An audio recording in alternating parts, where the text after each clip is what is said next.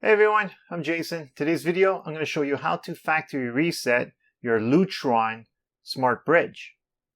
So the one I have in front of me right now is the Lutron Caseta Pro, but they're all pretty much the exact same steps.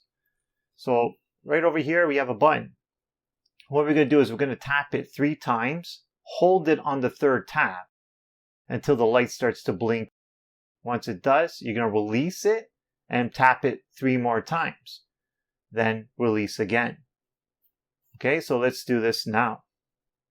See if you can see the light flashing. Yeah, so 1, 2, 3, hold it.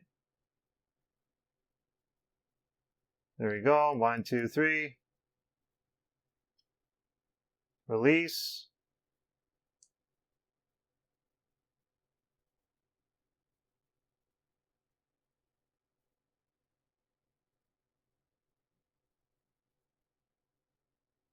There you go. Once it stops flashing, it's been factory reset. Now it's rebooting.